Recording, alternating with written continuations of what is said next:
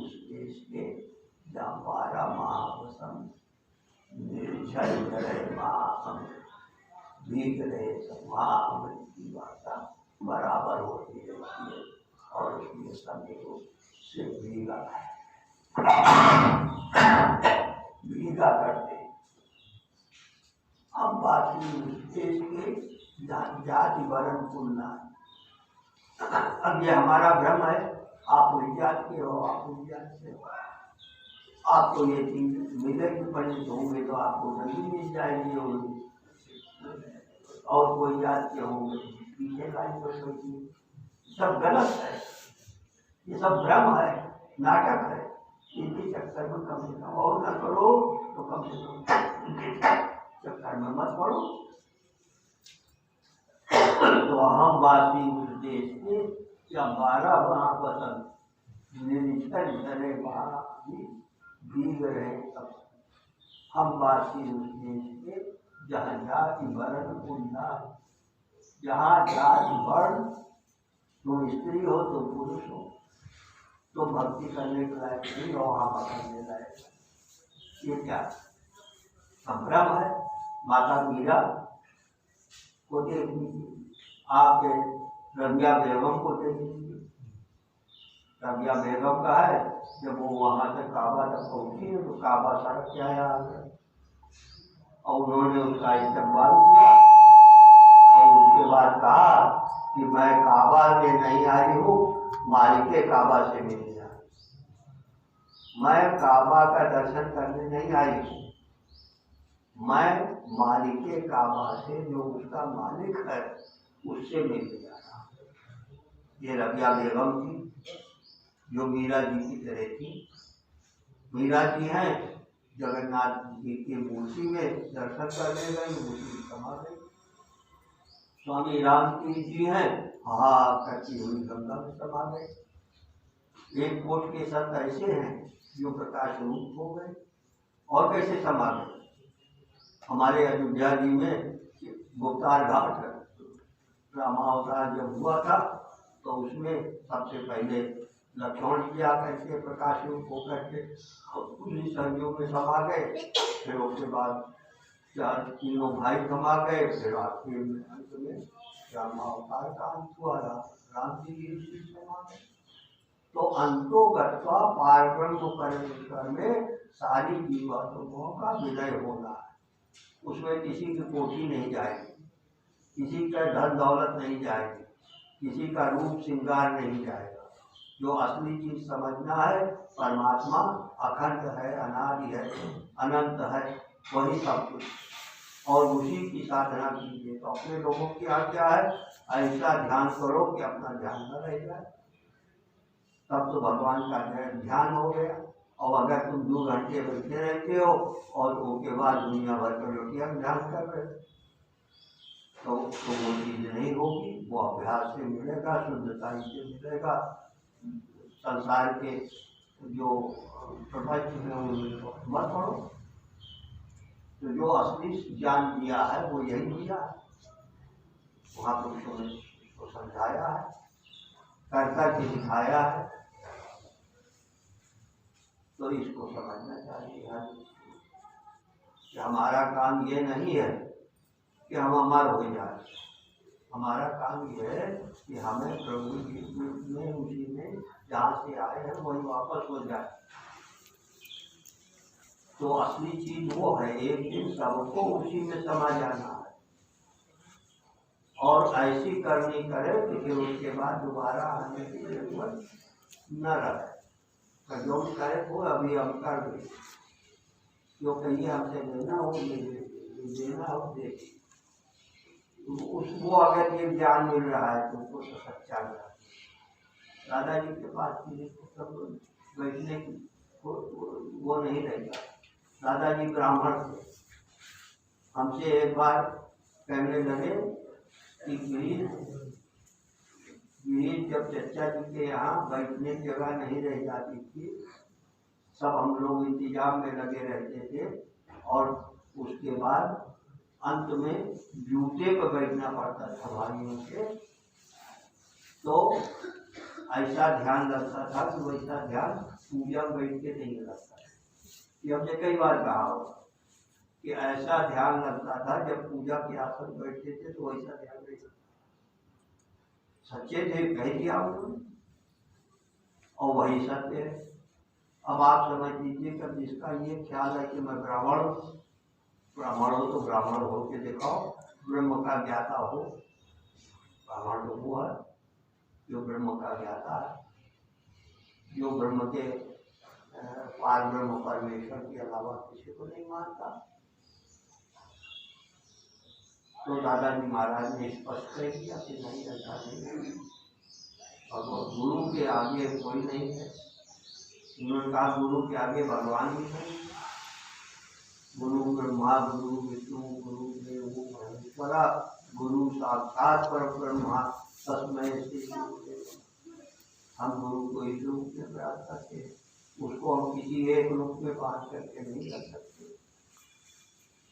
आप वो उस स्थिति में है ही नहीं, वो सबके लिए है, और गुरु सबके लिए ही होता है, किसी में कोई भेद नहीं होता। जहाँ भेद नहीं है वहाँ माने भेद है। अगर भेद नहीं है, अगर तुम प्योर नहीं हो तो कम से कम साथ वही हो। जो बात सही है कि अगर प्योर नहीं हो तो तुम साफ हो, तो असली चीज तो वही है। तो दादाजी महाराज और चचा जी महाराज को आप उठा के देख लीजिए, उनका सारा जीवन भगवान की दया से की बात सत्य में हो गया, सत्संग करते हुए देख गए। उन्होंने कभी किसी भेद नहीं किया, तो भेद नहीं करना चाहिए। जो असली चीज है उसको समझो, असली चीज ये नहीं। हम वासी उस देश के जहाँ पार ब्रह्म का खेल, दीपक जले अगम का बिल बाती कविता।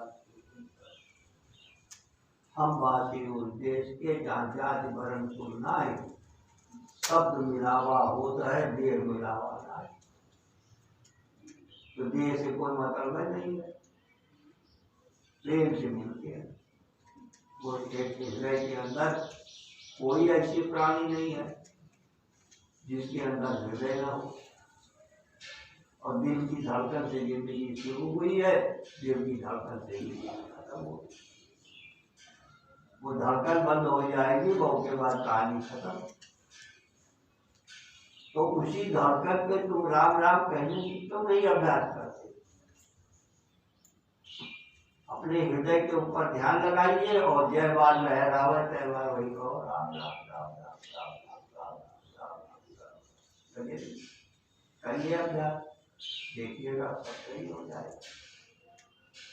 तो हम वासी उस देश के जहाँ पार ब्रह्म का खेल, न आपका खेल है न हमारा खेल है, न आपका खेल है न हमारा खेल है, करने वाला कोई और है।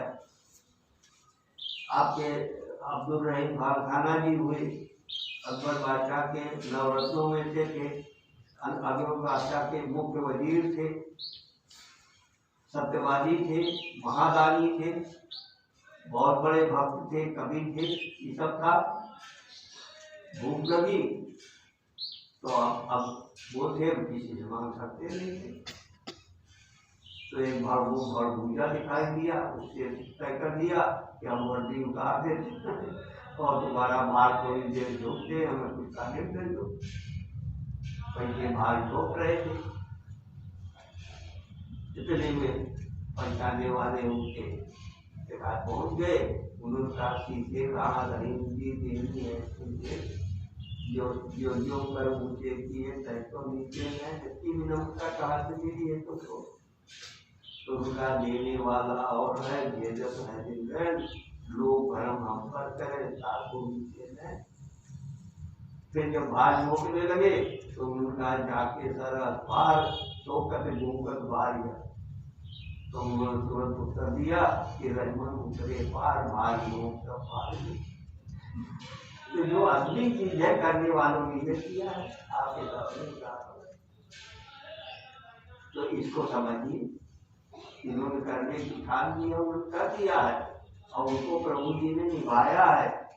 भक्त और भगवान का अद्वैत है, बिना बिना भगवान की कृपा से, लेकिन हिम्मते मरदा मददे खुदा ये कहा गया है। तुम हिम्मतें नहीं करते हो, अगर हिम्मत करोगे तो खुदा की मदद आ जाएगी। छोटी सी चीज की भी हिम्मत करोगे तो खुदा की, वो बगैर खुदा की मरम्मत के खुदा की राह पर नहीं चलता। ये भी आप पक्का करना, जिसको चलना है उसकी मदद तो नहीं, उससे यात्रा तो करनी है। तो दया करो तब तो हम कर लेंगे, लेकिन अगर नहीं दया करोगे, हम लोगों के यहाँ इजाजत इसीलिए दी जाती है तो देखा जाता है कि भगवान के नीचे अपना विश्वास कितना है। और जब देख लेते हैं गुंजन तो किसी चीज जो असली चीज है उसको समझ लें। क्या केसर असभार शोकत शोकत पारिया, रहमत उतरे पार पार जो सब पार में हमने सब कुछ आपके से पूर्ण कर दिया, अब इसके बाद क्या किए? तो आएगी कृपा, लेकिन पहले मन तो खाली करो, जगह तो खाली करो। लेकिन जब हम उदय करता है, उदय उससे रहते, कभी समर्पण नाम की चीज नहीं दिया। अगर ध्यान करते हैं तो उसको समझते कि हमारी जागीर हो गई, जब हम हमारे पास इतना शक्ति हो गई, हम इसको बदले रहेंगे, हमारी हो गई। जो तुमको मिलता है भगवानों की दया से, उसको तुम अपना मान लेते हो। कभी ये ख्याल नहीं होता है कि ये हमारा नहीं है। न था कुछ तो खुदा था, कुछ न होता तो बुजुर्गों सब कहा, न था कुछ तो खुदा था, कुछ न होता तो खुदा होता। डुबोया मन को होने दे, न मैं होता तो क्या होता। मैं ना होता तो मेरी जगह तो खुदा होता।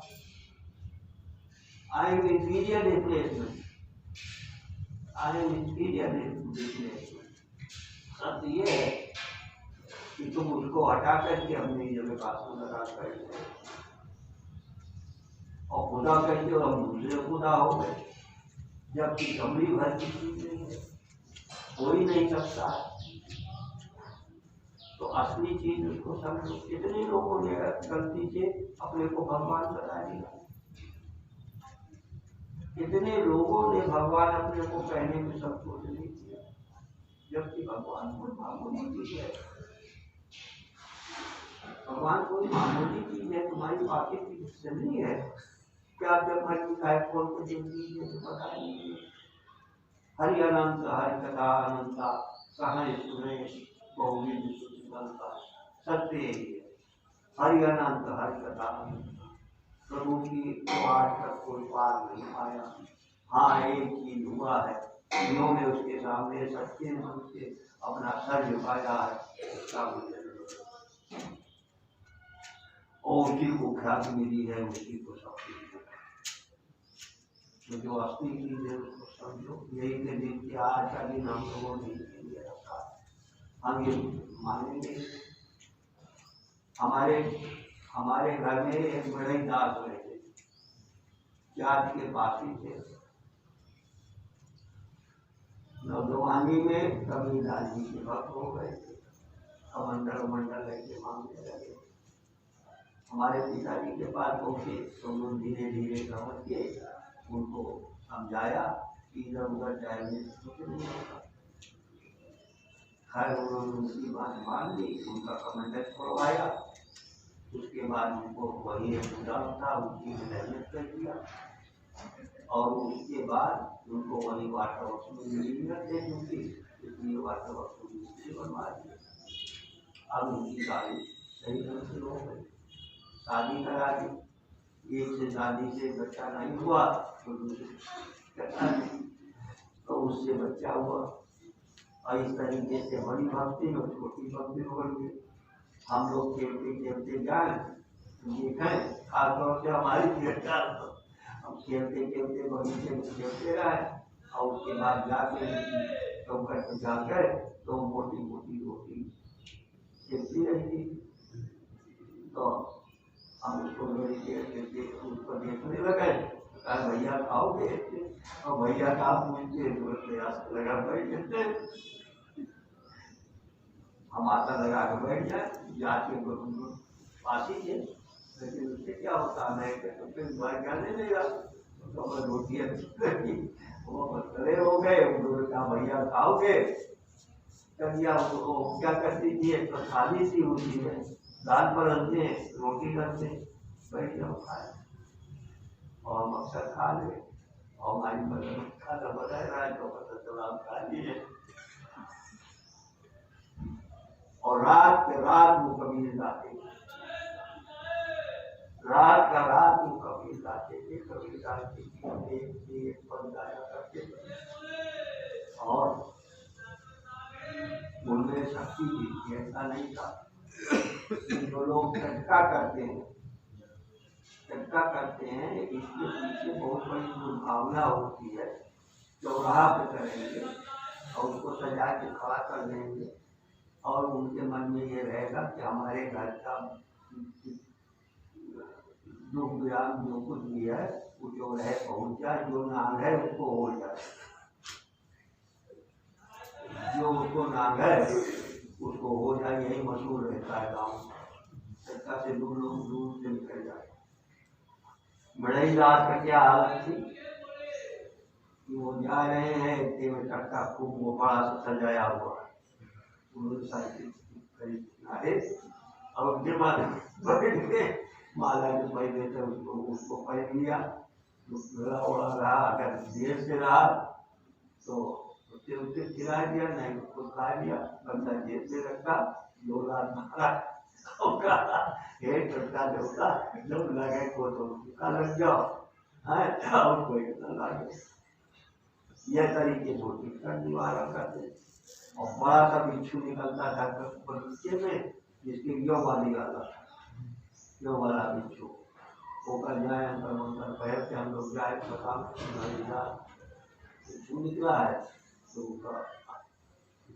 पढ़े और जेब में रख आपके हाथ में रखने वो मिस्त्री बैठा नहीं था, झुका नहीं था और रह जाते थे, दूर छोड़ जाते थे। सांप के लिए ऐसे कहते थे अब भैया हमारी शक्ति कम हो गई है, ऐसे सांप लोग घेरे रहते थे और मंत्र पढ़ करके दूर छोड़ जाते।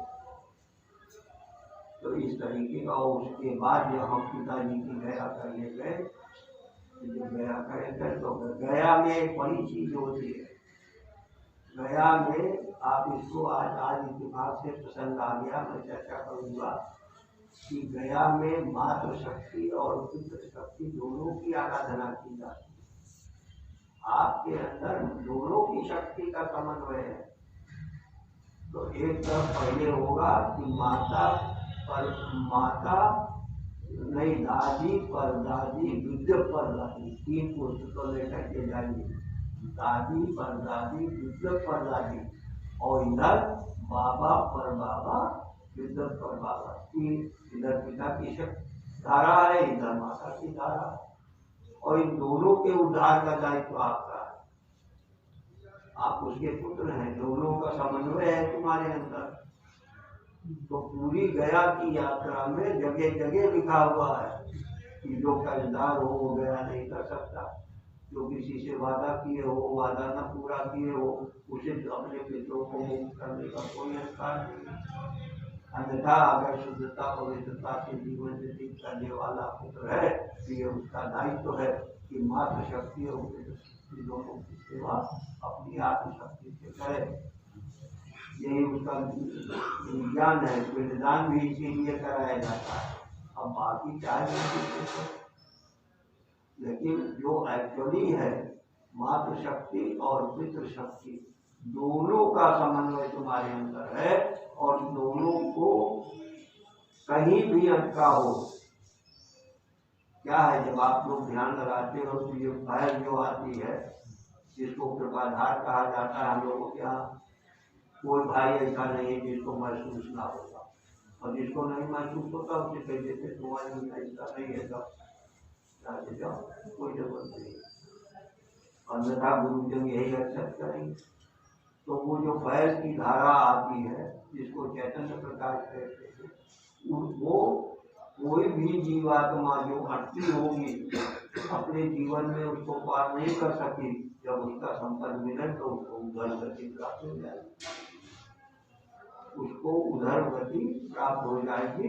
और चर्चा जी ने भी कहा है कि हर कुल में एक समय के बाद एक योगी का जन्म होता है, एक ऐसे व्यक्ति का जन्म होता है जिसको योग की सिद्धि होती है, मुझे उस पर कृपा करते हैं। और उसका दायित्व तो होता है कि अपनी पिछली पीढ़ियों के अटके हुए लोगों को उधर गति प्रदान करे और जो और आगे के लिए भी रास्ता बनावे। आपका दायित्व ये नहीं है कि आप केवल ही अपनी जिंदगी बसर कर लीजिए, आपका दायित्व है कि जो पहले जा चुके हैं उनको वहां से उनका अटकाव दूर करके उधर लगान हो आपके द्वारा, और पीछे आने वालों के लिए रास्ता बना के जाइए, रास्ता बना के जाइए, इससे कि वो आगे चल सके, तो तुमको सपोर्ट नहीं मिलेगा। तो जो असली चीज है वो इसको ये विज्ञान है, ये ऐसे नहीं है कि सिर्फ प्रसाद बांट लीजिए छुट्टी हो जाए। तो अपने लोगों के यहाँ इन चीजों को दिशा बड़ा विशेष ध्यान दिया गया। उधर गति और अधोगति, अधोगति माने जो आत्मा अपने स्तर से नीचे जाती है, नीचे स्तर पर आ जाएगी तो छोटी योनियों में चली जाएगी, और अगर उधर गति होगी धीरे आगे उन्नत करेगी तो उच्च योनियों में जाएगी, नहीं तो मुक्त होगी। दो ही चीज है, या तो अटके रहोगे या मुक्त होगे। तो अपने लोगों के गुरुजन जो है कहते हैं हमारे साथ रहो, तो हर समय यही होना जो गुरु ब्रह्मा गुरु विष्णु गुरु देव महेश्वरा गुरु साक्षात परम ब्रह्मा तस्मै श्री गुरु। तो दादाजी ने भी यही कहा कि गुरु को धारण करो, मूल चीज यही है। ये तन उसका, ये जान उसकी, कभी कुछ माल धन उसका, बनाए नाम जिंदा हूँ हमारा है लिखा है वाली। तो एक्चुअली अपने गुरु को ही धारण किए रहोगे तो जहाँ हो जाएंगे तुम भी जाओगे, और अगर ये नहीं करोगे तो भटक भी जाओगे। तो अपने गुरु को पकड़ करके चलिए। तो इस तरीके का मार्ग बनाया है, ये रास्ता है, हर किसी को समझना चाहिए। और आप बड़े भाग्यशाली हो, आपको एक प्रारंभ से ही सत्संग मंडल मिला है, सत्संग की सच्ची सत्संग है जो सीधी विज्ञान को पकड़ के चलते हैं, और उन सत्संगों में आप शामिल हो, आपको शक्ति मिलती है, तो उस शक्ति से दूसरों का कल्याण कीजिए। अपने स्वार्थ की साधना छोड़ो की अलाउड है, अपने स्वार्थ के लिए करना नहीं अलाउड है, अलाउड है परोपकार के लिए। परहित सरिस धर्म नहीं भाई, पर पीड़ा समझी हमारी। जो असली चीज है वो ये है कि दूसरे का हित कल्याण कैसे होगा। जब आप दूसरों के लिए सोचोगे तो तुम्हारे लिए तो अपने आप ही हो जाएगी। परहित सरिस धर्म नहीं भाई, धर्म जो है वो परहित परोपकार में है, स्वार्थ में नहीं है। स्वार्थ और परमार्थ दोनों एक दूसरे के विरोधी चीज है। अगर तुम स्वार्थी होगे तो परमार्थी नहीं हो। और परम परमार्थी किसको कहते हैं? परम अर्थ की साधना करने वाला। परम अर्थ की साधना है ईश्वर के साथ रहने वाला, ईश्वर के साथ उठने वाला, ईश्वर के साथ बैठने वाला, ईश्वर के काम में सहायक होने वाला, यही परमार्थी है। और क्या परमार्थी है? परमार्थी जो है वो ईश्वर का जो कुछ काम कर रहा है, विधान कर रहा है, इधर वो ले जाना चाहता है, उधर आपको जाना है, उधर हमको लेके जाना है। तो ये परमार्थ हुआ। और अगर उसमें तुमने सोचा ये मेरा है, ये मेरा है, ये मेरा, तो जहाँ स्वार्थ आया तहाँ तुम स्वार्थी हो। हम ही स्वार्थी परमार्थी। तो इसको समझना चाहिए बुजुर्गों की मनसा क्या है, स्वार्थ क्या है, परमार्थ क्या है। इन्होंने स्वार्थ को देखा है, उनकी जो गति होती है, जो परमार्थ देखते हैं उनकी क्या गति होती है।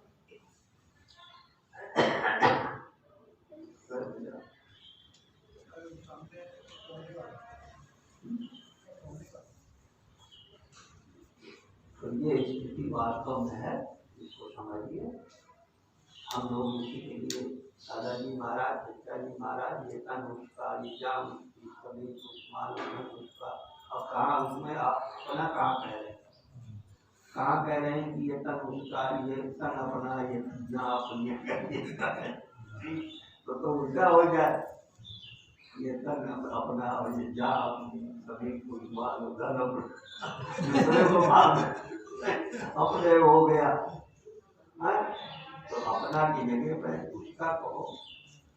ये तन उसका, ये जान उसकी, सभी कुछ माल धन उसका, बराए नाम जिंदा हूँ, हमारा है सकुल। हमारी किस्मत हो सकती है क्योंकि हम नाम मात्र के लिए शादी कर देता। क्या बात आप ये भाव था। और वैसे वो रहे भी है, ऐसे रहे हैं। जरा सा दुकान पे बैठे थे तो गला उठा ले गया, बोतल उठा ले गया। बदन का होश नहीं है। तो दिन भर यही हालत है। छोटी छोटी महरी आती थी, 5 पैसे तम्बाकू देती थी, 4 आने तम्बाकू देते थे। हर बार जल्दी ऐसे टेढ़ी हो जाती थी। हम लोग देखते थे कि ऐसा साग वाला नहीं तो होता, ऐसा तो साग वाला नहीं तो होता। और ये ब्राह्मी आंवला करती है, विद्यार्थी के पकाया है बूटी बूटी डाल करके और उसी बूटी को ऐसे खाओगे। लेकिन भगवान जी की दया है कि निकल गए कि तुमको जो तुम्हारे प्रारब्ध था उतना जरूर मिलेगा। आपके बल्ला साहब का जीवन था। बल्ला साहब जो है ड्यूटी सुपरिटेंडेंट ऑफ पुलिस से उनको, क्योंकि उनके पिताजी सुपरिटेंडेंट पुलिस थे। तो वो जब चचा के पास पहुंचे तो ये भी उसी बहाने दर्शन करने गए। और चचा जी ने पूछा, भाई ड्यूटी कलेक्टर वो ड्यूटी सुपरिटेंडेंट ऑफ पुलिस हो गए हो, क्या इरादा है तुम्हारा? कहता हमारा इरादा है कि पुलिस सेवा में रहेंगे या बेजा कैसे तरीके से हो जाए, खूब धन कमाना और खूब मौज करना। अब चचा जी से उन्होंने कह दिया कि हमारा ख्याल है पुलिस सेवा में रह के खूब धन कमाना और खूब ऐसे और मौज करना। कुछ नहीं बोले। और उसके बाद उनके ऊपर वो असर शुरू हो गया। उसके बाद उन्होंने उनको इजाजत देने के नाम पर यानी और करने को वास्ते लाला जी के पास से पूछ किए तो ऐसा कोई उदाहरण नहीं मिलेगा। लाला जी ने उनको चारपाई में लेटा करके बगल बैठे तवज्जो दी। ये किसी के साथ नहीं करते, सबको बैठा कर कराते। ये तो उदाहरण है। अल्लाह साहब को उन्होंने चारपाई पे लेटवा दिया और बगल बैठ के तवज्जो दी। और देखने के बाद जब वो शख्सियत हुआ, इनको महसूस हुआ कि मेरे अंदर से करंट पास हो गई और ये बेहोश से हो गए। तो उनका जब ये उठे इनको दूध देता ये हुआ था। और उसके बाद जब ये सब चीज हो चुकी तो ये जी के पास गए, हाथ जोड़ के गए, साहब से इस बात की और कुछ नहीं चाहे, हम सिवाय शांति के कुछ नहीं चाहते। चचा जी ने कहा ये सब चाहेंगे तो ऐसे होगा। और उसके बाद ये हालत थी कि स्वयं पुलिस सुपरिटेंडेंट होते हुए भी वो अपना टिफिन, अपना नाश्ता, अपना पानी लेके थाने का मुआयना कर देता था। थाने का एक गिलास पानी तक नहीं पीते थे। अपनी वाइफ को एक दरोगा साहब बड़ी मुश्किल से तो साड़ी दे गए। जैसे उनके साथ उन्होंने वो साड़ी पहन के निकली तो समझाया, उसके बाद वो बेचारी गई, अंदर जाके साड़ी उतार दिया और उनका पैर करा करके जिसने दिया था उसको जाकर बहुत डर। तो ऐसे ऐसे थानेदार थे। हालत ये थी कि उनको जो है पंच जी उस समय चुटकी वो थे, क्या कहते हैं, मुख्यमंत्री थे और बहुत ईमानदार आदमी, और चित्रकूट में आए दिन डाका पड़ता था और रोज उनके पास खबर आती।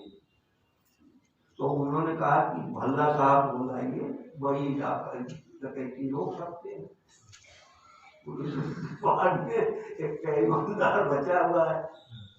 तो उन्होंने पंत जी ने उनको बुलवाया और कहा हम तुमको ये काम देते हैं कि तुम चित्रकूट में डकैती बंद करा दो। तो डकैती उन्होंने जब गए पता लगाया, पता चला यहाँ के तीन एमएलए जो है वही सब डकैती करवाते अपने लोगों।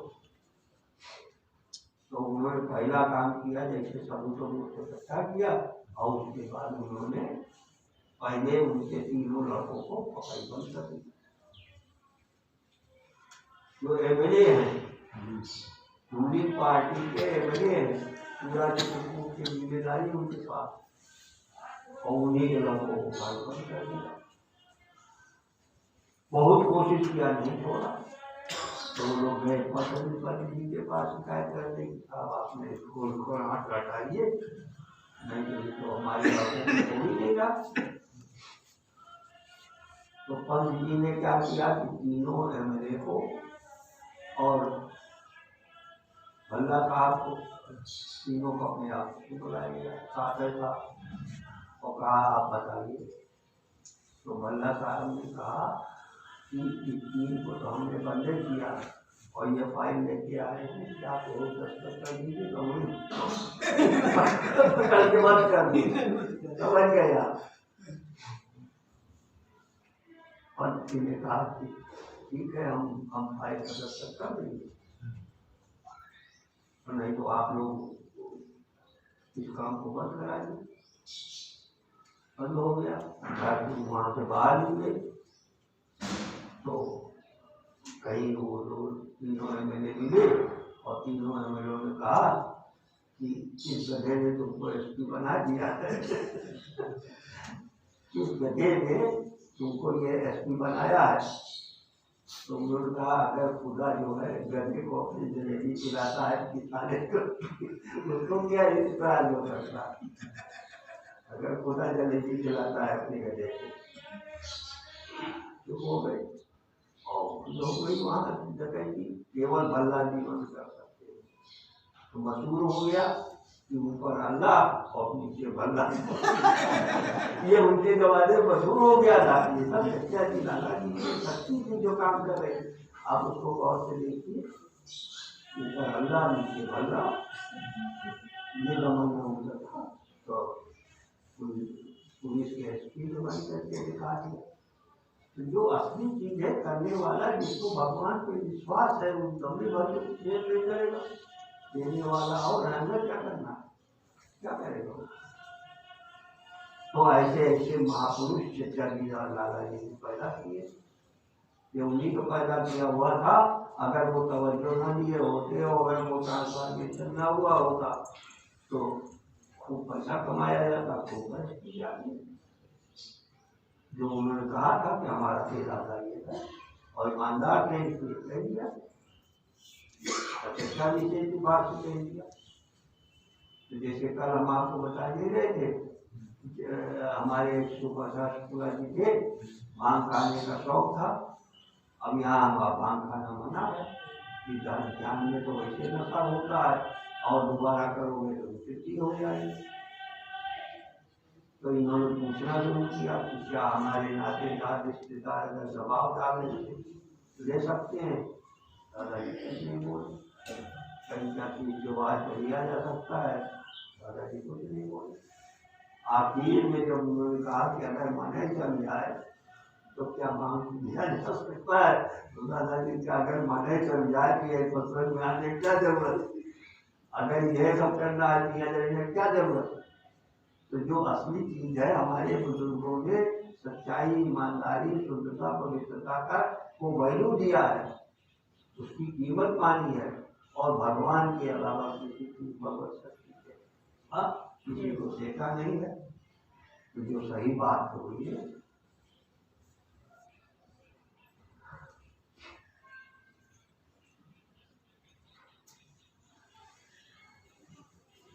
तो इसको समझना चाहिए।